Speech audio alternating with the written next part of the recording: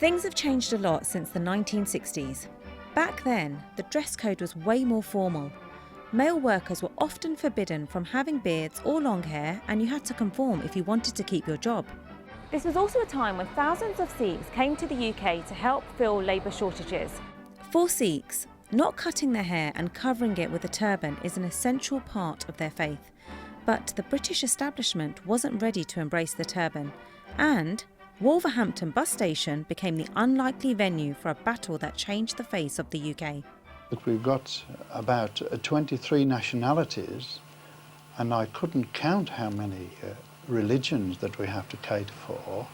And those people, of course, who cannot comply with these regulations would probably have to find employment elsewhere.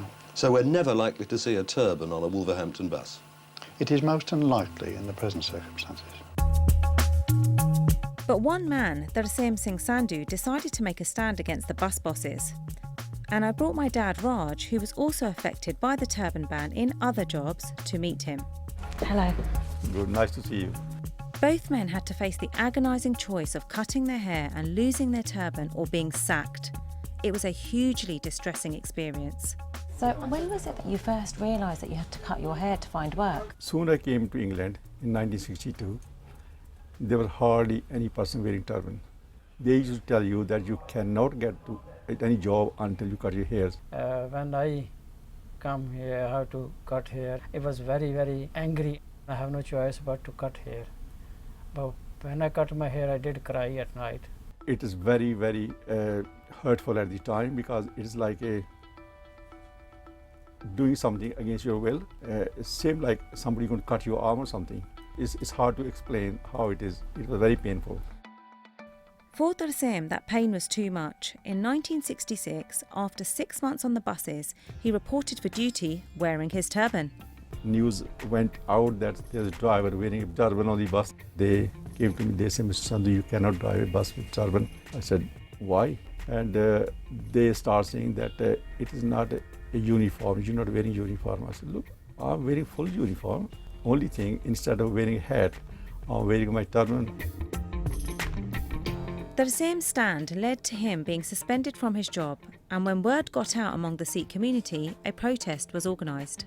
To my surprise, 6,000 people from all over the country came to support me.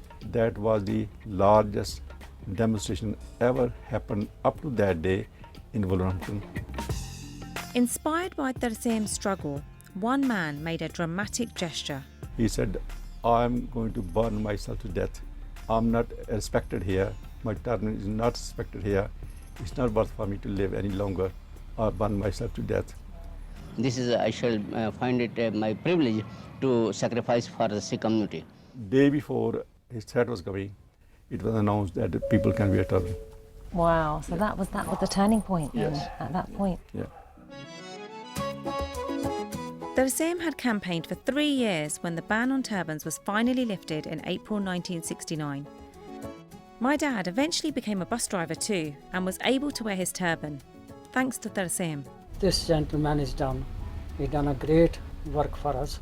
I'm very grateful. I'm wearing my turban now. I'm very proud, because very important is my pride, which British people give us, and I'm very thankful. And you feel happy that you fought for that?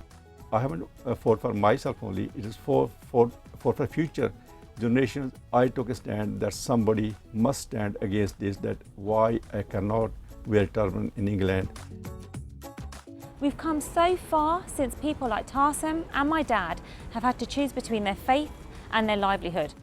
But 50 years on, Tarsim is still a hero to Sikhs throughout the UK.